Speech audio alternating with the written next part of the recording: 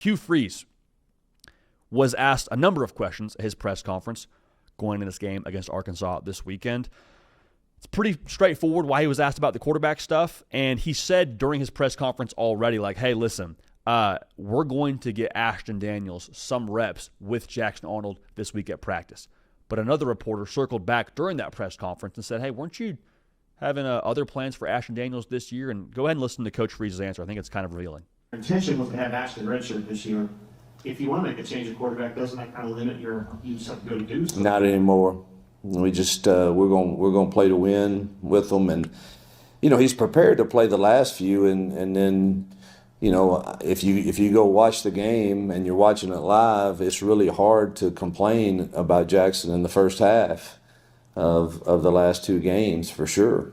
I mean he that game could have easily been 14-0 after the second drive, and Jackson was playing at a high level, and we've got to get that consistency throughout the game, or we've got to go find a spark.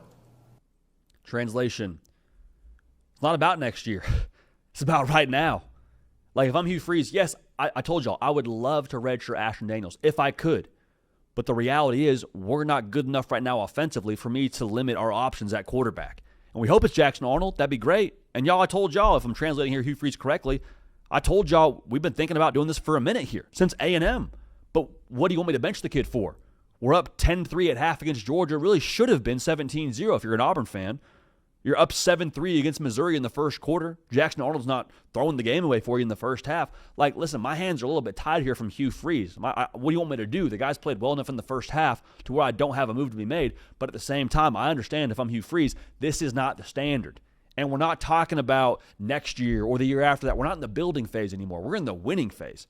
And so would it be cool to redshirt Ashton Daniels and save him for next year? Yeah, we don't have time for that. I do not have time as Hugh Freeze to not play whoever at quarterback gives us the best chance to win. So the way he said that too at the end, where he says we got to go find a spark if we don't have what we need from Jackson Arnold, I think he's saying, no, Jackson's still probably going to start for us, barring something in practice looking different for us internally at Auburn, but it's going to be a short leash here. And I will not hesitate to throw Ashton Daniels in the game. I also think, quite frankly, what Hugh Freeze is saying there is there will be ample opportunity in the game plan for Ashton Daniels to be involved, is my read on that thing. It's not a next year thing, it's a this year thing. We cannot be stubborn about how we're going about this thing. So it is what it is, man. We don't have time to waste. And I would have played him if we had a reason to, but Jackson Arnold hadn't given us a reason to not play him. But we're sitting here. We got to win out to win 8 games. We got to do that. Doesn't matter who's playing quarterback, is the translation there for Hugh Freeze. Now, he was also asked about getting a vote of confidence from A.D. John Cohen at Auburn. And this was coming in the wake of Florida State coming out and saying, hey, we're behind Mike Norvell to the end of the season. We will go back and kind of reassess things internally. And so it's a fair question to be asked. And I think Hugh Freeze also gave a very fair answer. Take a listen. Well, that would be huge. That would make everyone feel a lot better for sure. I haven't talked to John. I'm gonna say John has been so supportive ever since obviously my hire, and but I don't get too much into they have a job to do, and certainly he has people he has to answer to, and I know how close we are. I know I can get this fixed, and we're too dang close.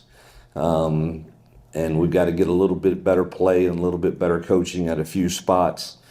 And I want a chance to fix this. And, obviously, I've totally gotten off of all social media, so I'm not sure what exactly was said in those other cases, but that's got to be reassuring to those people in there that they believe that they can get it fixed. Translation: yeah, it'd be nice. Be one less thing to worry about around here. Like, he's just answering an honest question with an honest answer. Yeah, I'd love to have my AD say we're behind you, brother. But at the same time, I understand we haven't done enough to warrant that at this point in time. Like, we haven't put that product on the field at this point in time. We're 0-4 in the SEC. That's not good enough.